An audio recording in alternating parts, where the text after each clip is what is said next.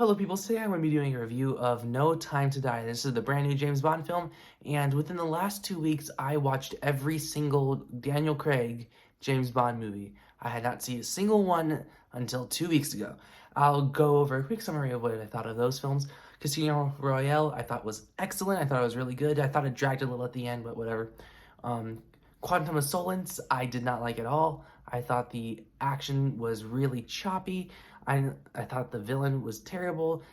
It wasn't intriguing, and for it to be under 2 hours and have me so bored as I was, it just didn't work. But the movie was made during a writer's strike, so oh well. Next up, we had Skyfall, which I thought was really good, a little forgettable, but it has its moments. I thought the villain really stood out to me. I thought I don't remember the actor's name, but he did a fantastic job.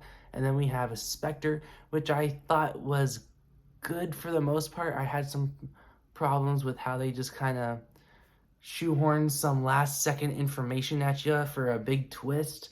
So that kind of bothered me. But now we have No Time to Die. And I'm going to say it, and I'm going to be honest. This is the one I enjoyed the most. And is it technically the best? Technically, like on a filmmaking technical perspective, I think Casino Royale is still, like, on a technical level, the best. When it comes to my enjoyment of the film, No Time to Die. But is it affected by the fact that this is my first full theater experience of a James Bond movie? That could totally be the case here. So I'm not going to tell you that this one's the best just because this is the one I enjoyed the most, but because, watching it on, a TV, it just doesn't match the big screen. So I'm not going to say that this one's the best, but I'll just say watching it in the theater was a fantastic experience. And watching it in Dolby was so worth it. And other people, might want to go see it in IMAX, and that's fine. But yeah, I thought Daniel Craig gave a fantastic performance in this movie. Wow, I thought this is his best performance in all the James Bond movies, without question. I thought the opening to this movie is one of the best openings we had to maybe I think it's my favorite James Bond opening. And of course everyone's talking about the ending, and I'm not gonna talk about that, but everyone's like upset about a certain choice, and I was on board with it, and it didn't affect me, and I actually agree with the choice that they made. So I'll just leave it at that.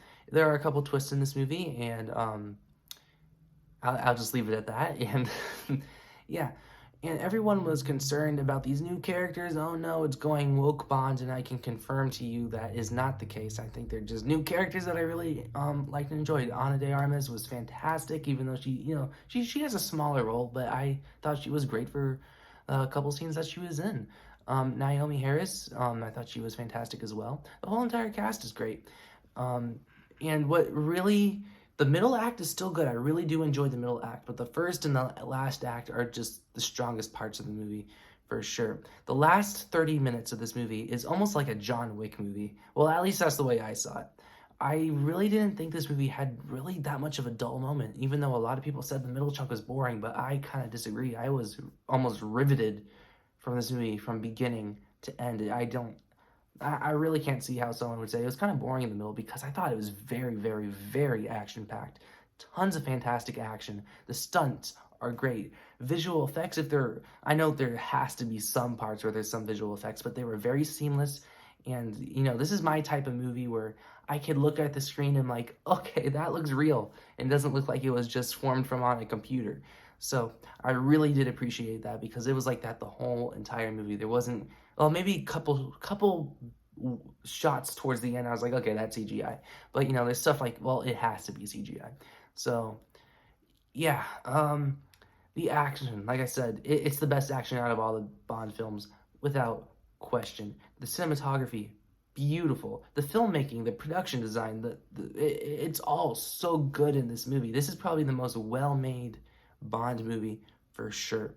And for problems for this movie, I thought Rami Malek gave a great performance for a fairly weak Bond villain. Even though I don't think he was a bad Bond villain, he just didn't necessarily feel like the Bond villain to really end the series with, if that makes sense. So ending the series with the villain that we got is like, okay, but the ending of the movie, you know, the way that the whole Bond era wraps up, it really is just a little nitpick for me at that point, because you have a fantastic actor playing this mediocre role, but everything else in this movie is so fantastic. I just really, it didn't bother me as much as I think it is some other people. But yeah, that is my review for No Time to Die. I absolutely loved it. And I'm going to be honest with you, it's probably my favorite movie of the year so far.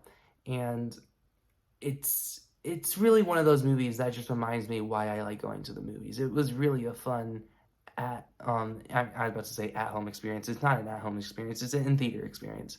But yeah, I'm gonna give No Time to Die a 9.4 out of 10.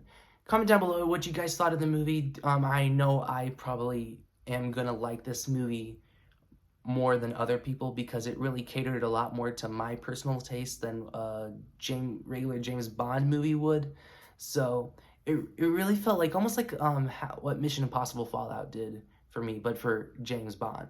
So yeah, I know I am liking this movie a lot more than other people. So don't take my word for this movie to heart unless if you think that you have a very similar taste to me. If you have a very similar taste to my opinions, you'll probably agree. But if you like a James Bond movie first over an action movie, you'll probably just think that this is middle of the road Bond. If you like an action movie first, you'll probably think this is your favorite, like how I am thinking about this movie. So yeah, anyways, like, share, subscribe, and stuff like that, and adios.